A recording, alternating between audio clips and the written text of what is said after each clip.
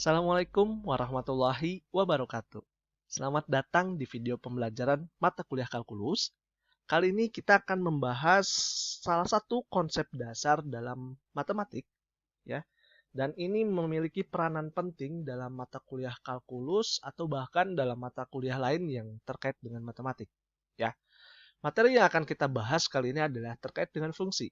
Ya, nanti kita akan sama-sama mempelajari definisi apa itu fungsi, ya, lalu notasinya seperti apa, operasi apa saja yang ada di fungsi, lalu fungsi genap, fungsi ganjil, fungsi komposisi, dan kita bahas salah satu aplikasinya adalah fungsi trigonometri. Oke, sudah siapkah Anda? Ya, mari kita sama-sama bahas. Selamat menyaksikan. Baik, kita berangkat dari definisi, ya. Nah, kita fungsi, ya. Kita akan berbicara terkait dengan fungsi, maka kita akan terkait dengan himpunan, ya. Jadi himpunan atau suatu kelompok gitu ya, kita padankan atau kita petakan dari satu himpunan ke himpunan yang lain. Di mana himpunan yang pertama ini adalah merupakan daerah asal atau domain, ya, atau juga DF, ya, salah satu notasinya, ke himpunan lain yang menjadi daerah hasilnya. Ya, bisa dipahami ya untuk sini. Jadi kita adalah fungsi itu adalah singkatnya aturan korespondensi atau pemetaan yang menghubungkan tiap objek atau unsur di domain, ya, di daerah asal ke range, ke daerah hasilnya. Nah, jika f adalah fungsi dari a ke b, kita bisa menuliskan seperti ini, ya. Notasinya adalah f titik 2 a ke b, yang artinya adalah fungsi f memetakan himpunan a ke b. Nah, bisa kita amati apakah ini bisa kita sebut dengan fungsi, ya. Dan kata kuncinya adalah balik lagi memetakan setiap, ya, objek dari x daerah asal ke daerah hasil. Oke. Nah, nanti satu kemungkinan dalam daerah hasil ini mungkin menjadi entitas dari beberapa unsur di daerah hasil. Sebagai contoh, kita memiliki fungsi x di mana x-nya ini adalah x kuadrat misalnya. Nah, kita akan memiliki daerah asalnya beragam, ya. Misalnya kita dari sini adalah misalnya dari mulai min 2, min 1, 0, 1, 2. Ini adalah sebagai DF-nya, ya, atau daerah asalnya. Maka kalau kita punya daerah asal ini, kita masukkan ke fungsi x kuadrat, ya. Kita akan punya misalnya di sini adalah fungsi fx-nya, ya. Kita akan memiliki daerah hasil, ya. Ini adalah RF. Maka saat min 2 nilainya adalah 4. Sebetulnya kita tulis di sini, ya. 4. Saat min 1, 1. Saat 0, 0 tentu, ya. Oke. Nah, maka kita tuliskan di sini petakan saat min 2 dia akan ke 4, saat 1 dia akan ke 1, saat 0 dia akan ke 0, saat 1 dia akan ke 1 lagi, dan saat 2 dia akan ke 4 lagi. Jadi, yang penting adalah memetakan. Oke. Memetakan setiap objek daerah asal ini ke daerah hasil. Oke, maka teman-teman bisa jawab dong, ini apakah sebuah fungsi? Silakan simpulkan sendiri, ya. Oke, ya, sekarang tadi sudah kita bahas juga terkait dengan notasi fungsi, ya. Lalu kita akan membahas satu bahasan juga yang cukup penting, yakni adalah daerah asal dan daerah hasil, ya. Tadi sudah kita singgung. Nah, untuk memberi nama sebuah fungsi itu dapat digunakan sebagai huruf tunggal aja, ya. Kita gunakan biasanya F, G, bisa huruf kecil, bisa juga huruf kapital, dan lain sebagainya. Nah, misal kita punya fx, ini dibaca sebagai f dari x, ya, fungsi f dari x, atau f pada x. Ya, intinya adalah ini menunjukkan nilai yang diberikan f kepada x-nya nanti. Oke. Nah, kita juga punya tadi kita sudah bahas daerah asal, daerah hasil ya. Tadi mungkin sedikit dari contoh yang Bapak tuliskan sudah sedikit menggambarkan ya terkait dengan maksud dari daerah asal atau domain. Ya, intinya adalah ini ada suatu fungsi fx dinotasikan dengan df. Ya, kita punya df ini kalau kita gunakan ini adalah mengacu ke domain atau daerah asal. Ya, ini adalah himpunan semua bilangan real yang menyebabkan aturan fungsi berlaku atau terdefinisi. Ya, kuncinya di sini. Lalu yang kedua ada daerah hasil atau jelajah atau range. Ya, tergantung nanti kita akan gunakan istilah apa untuk menyatakan daerah hasil. Ya. Intinya adalah ini adalah daerah hasil merupakan suatu fungsi fx dinotasikan daerah hasil dari suatu fungsi fx dinotasikan dengan r ya. Nah, di mana daerah hasil ini atau range ya adalah y di mana y sama dengan fx ya dan x-nya anggota dari daerah asal atau domain. Nah, nanti ada kemungkinan kita tidak menyebutkan daerah asalnya. Ya, kalau misalnya nggak disebutkan dalam satu permasalahan, kita bisa melakukan asumsi bahwa daerah asalnya adalah bilangan real terbesar, ya, atau bilangan real. Oke, dengan tetap kita melihat pengecualian, ya, kita tidak akan mengambil daerah asal yang menyebabkan fungsinya itu tidak berlaku atau tidak terdefinisi. Nah, misalkan untuk kasusnya pembagian, itu suatu fungsi tidak akan terdefinisi jika penyebutnya bernilai 0. Oke.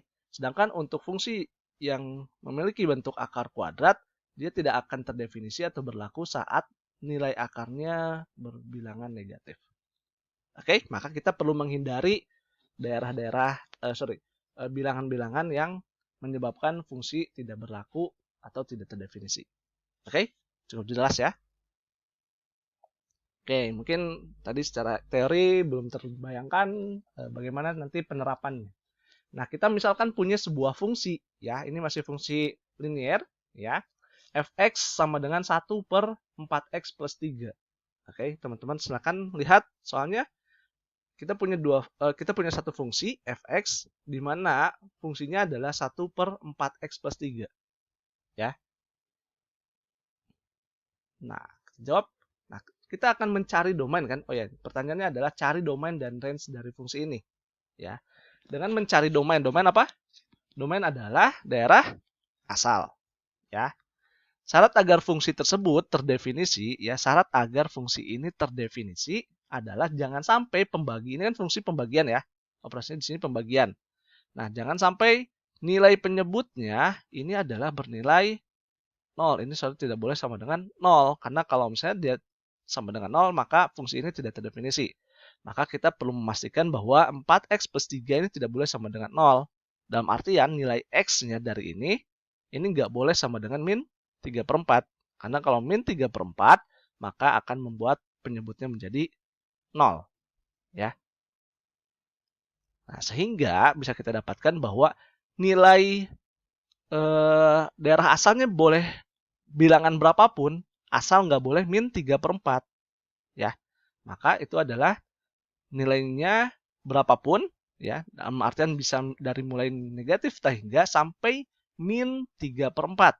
Oke, kita perlu mengecualikan min 3 per 4. Maka di sini adalah kurung biasa ya. Di sini berarti 3 per 4-nya tidak terikutkan dan digabung dengan min 3 per 4 sampai hingga. Jadi, kalau kita di sini ini adalah bilangan, ini adalah kurung ya, tidak termasuk ya. Ini adalah min 3 per 4. Maka bilangan daerah domainnya adalah semuanya.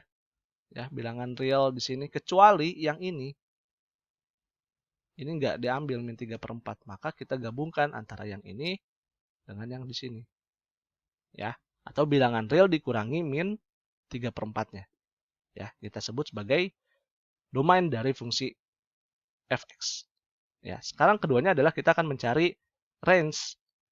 Range atau daerah hasil adalah kita akan mendapatkan sebuah nilai saat kita masukkan nilai misalnya x-nya 1, 2, 3 atau mulai dari negatif juga min 1, 2, 3, dan seterusnya, ya, kita akan dapatkan bahwa nilai ini tidak akan sama dengan 0. Ya, karena di sini kita tidak akan atau kita mengecualikan nilai min 3/4. Maka di sini tidak akan mendapatkan nilai yang 0. Ya. Maka nilainya adalah real dikurangi 0. Ya. Atau gabungan dari min hingga sampai 0 dan 0 sampai hingga. Hal ini dikarenakan fx tidak mungkin bernilai 0. Oke. Ya, karena tidak ada pembuat 0-nya.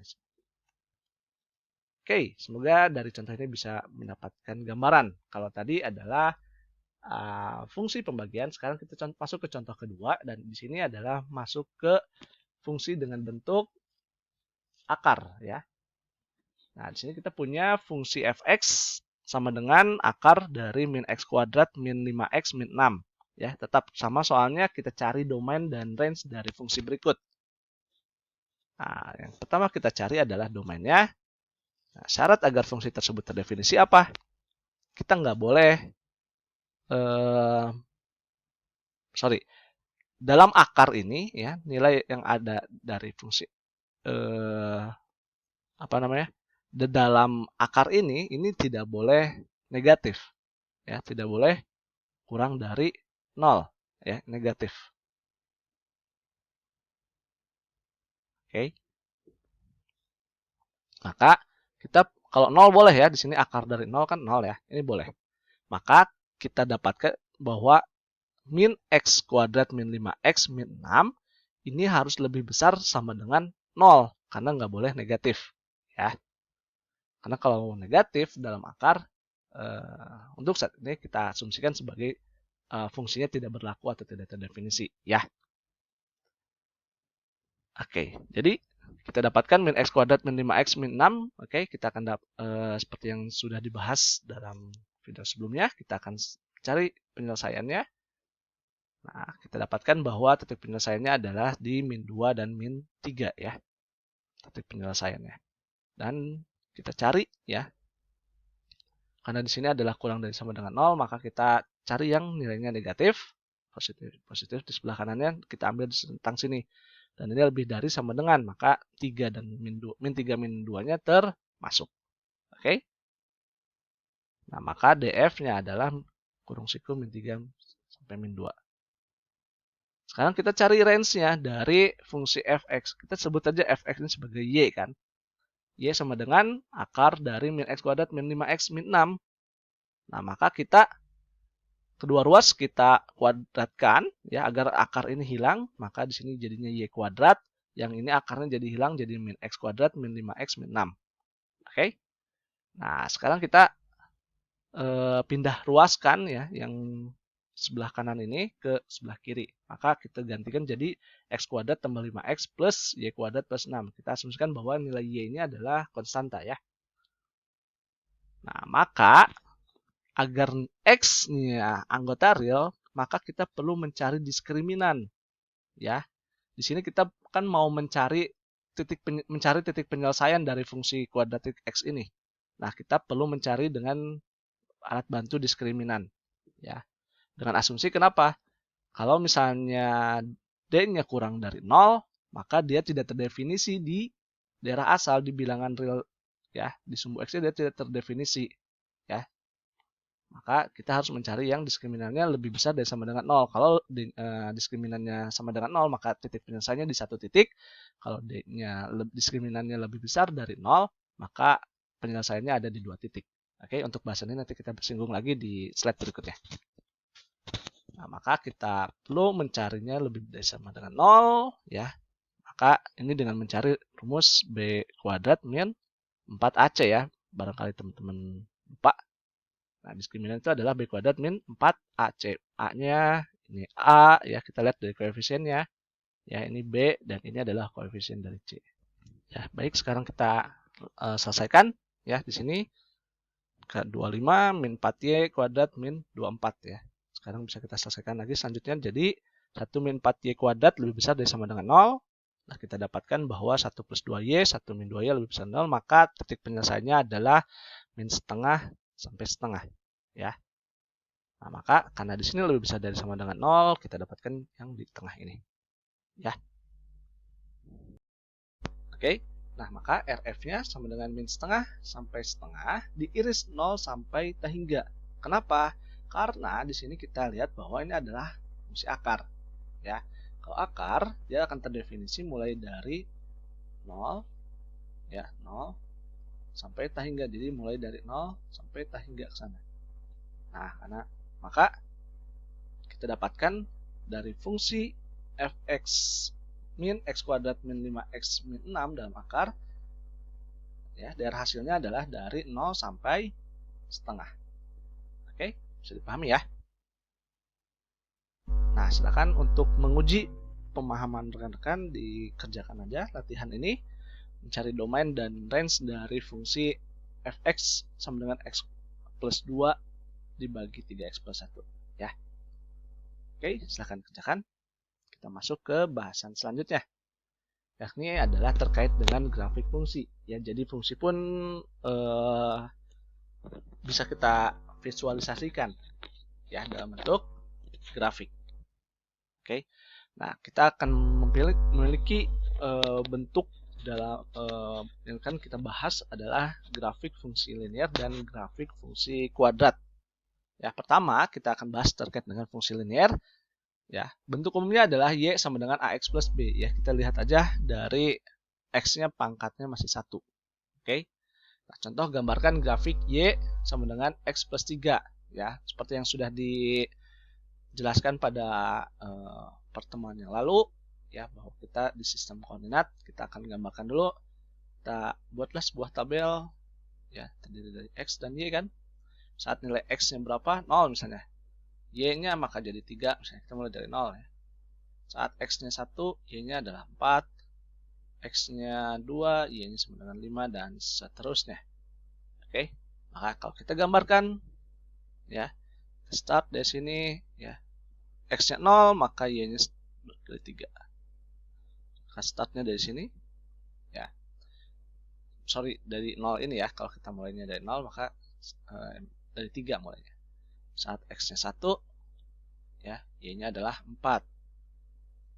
Kurang lebih di sini. Maaf. Ya, x-nya 2. Sini ada. Nanti teman-teman pakai penggaris aja ya, biar lebih rapi. Ya, kurang lebih adalah seperti ini. Pendekatan. Ya, linear. Ataupun nanti saat x-nya negatif juga sini. Oke. Nah, dia akan bernilai 0. Si nilai y-nya saat nilai x-nya sama dengan min 3. Ya. Silakan gambarkan. Nah, bagaimana dengan fungsi kuadrat? Bentuk umumnya adalah y sama dengan ax kuadrat tambah bx plus c, ya. Kita lihat x-nya berpangkat 2. Nah, perhatikan nih, nilai koefisien dari yang fungsi kuadratnya, yang di x kuadratnya, ya. Saat a-nya lebih besar dari 0, maka kurva terbuka ke atas, ya. Oke. Saat a-nya kurang dari 0, maka terbukanya ke bawah. Oke. Nah, ini yang sedang kita bahas bahwa diskriminan, ya, b kuadrat min 4ac, saat d kurang dari 0, maka kurva tidak memotong sumbu x. Dalam artian ini ada kurva, ya, di sini misalnya. Ini sumbu x gitu, ini sumbu y gitu. Ini nggak memotong gitu, maka tidak ada titik penyelesaian di sini, sumbu x. Oke, dan d lebih besar dari 0, maka kurva memotong x di 2 titik. Jadi di sini kalaupun misalnya ini lanjut gitu ya. Nah, disinilah titiknya. Kalau d sama dengan 0, misalnya gambarkan x kuadrat misalnya. Ya, berarti dia di sini. Oke. Titik 0,0. Dan untuk menggambarkan titik puncak bisa kita ambil rumus min b, maaf, kita hapus dulu ya. Ya, dengan titik puncak ini, ya, untuk x-nya min b per 2a dan untuk y-nya min diskriminan, ya, min d per 4a. Oke, contoh gambarkan grafik y sama dengan x kuadrat min 4. Nah, silakan teman-teman gambarkan, ya. Oke, sekarang kita masuk ke fungsi genap dan fungsi ganjil. Oke, kita bisa mengetahui bentuk kesimetrian suatu grafik, ya, grafik dari suatu fungsi itu dengan cara mengecek rumus fungsi tersebut ya. Jadi dengan fungsi genap dan fungsi ganjil kita bisa mengetahui kesimetrian ya grafik yang tadi kita gambarkan ini dengan mengecek rumusnya aja. Oke. Nah, di sini ada fungsi genap dan fungsi ganjil. Yang pertama kita akan bahas adalah fungsi genap ya. Fungsi genap ya, suatu fungsi dikatakan fungsi genap jika dia memenuhi f min a sama dengan f a. Ya, ini kata kuncinya. Untuk semua x ya atau a di sini ya. Nah, grafik dari fungsi genap simetri terhadap sumbu y. Ya. Jadi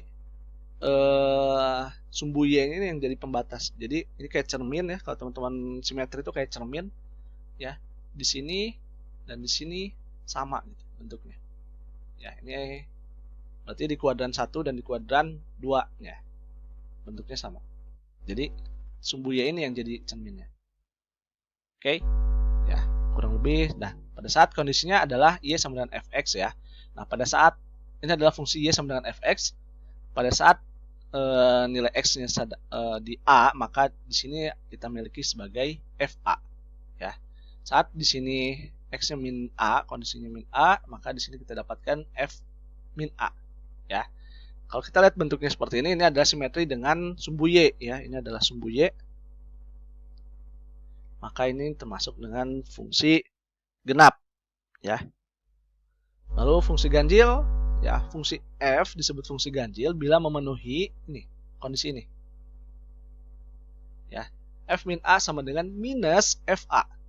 Oke, fa-nya, sedangkan kalau ini sama ya bentuknya. Saat dimasukkan negatif dia sama dengan positif.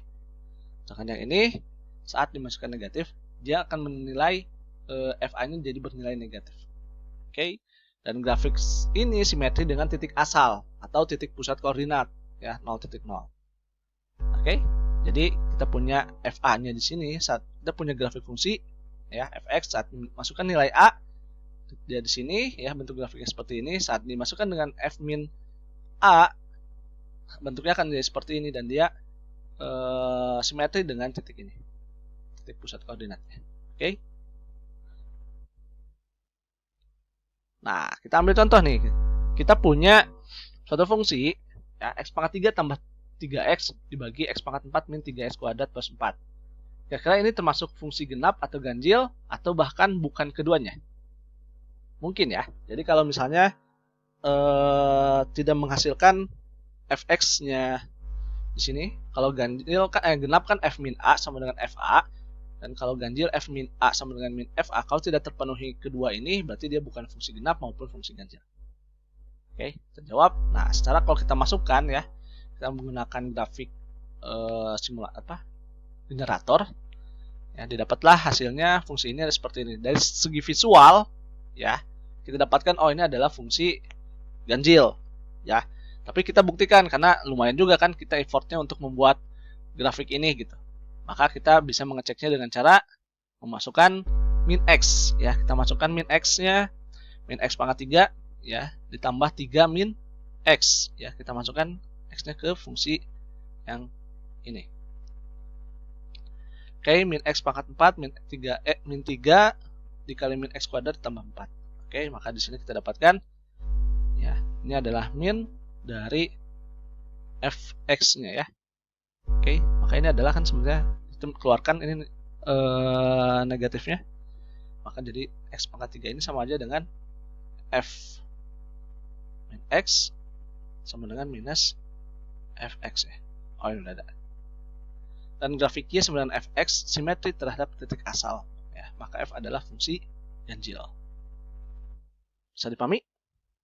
Nah, untuk bisa menguji pemahaman teman-teman, silakan dikerjakan latihan berikut ya. Silakan uji ini apakah fungsi tersebut genap, ganjil, atau bukan keduanya ya. Oke.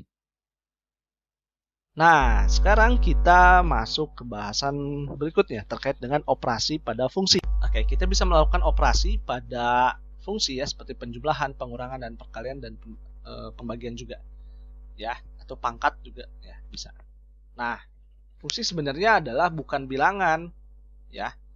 Seperti halnya kalau misalnya kita punya satu bilangan A ditambah B gitu ya, maka akan menghasilkan bilangan baru adalah A plus B. Oke.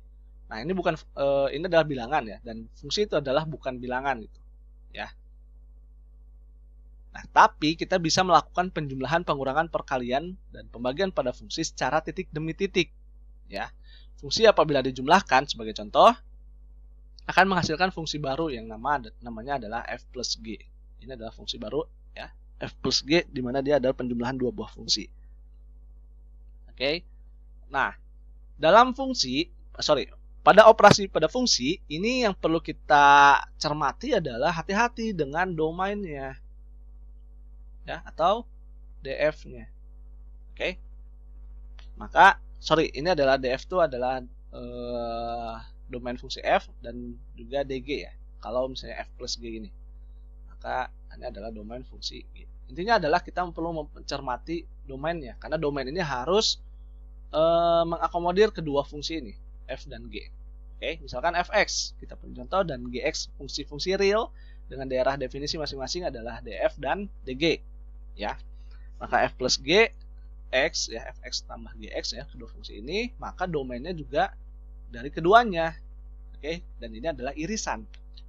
Oke, irisan dari kedua fungsi ini, ya. Jadi f min g juga sama irisan, dan yang perlu dicermati adalah pada saat kondisinya pembagian. Ini kondisi pembagian, jangan sampai bisa menyebabkan 0 ya si penyebutnya. Maka df irisan dg, ya, diiris juga kondisi, ya, saat x, ya, di mana pada gs tidak sama dengan 0, maka di sini gx-nya nggak boleh nilainya 0.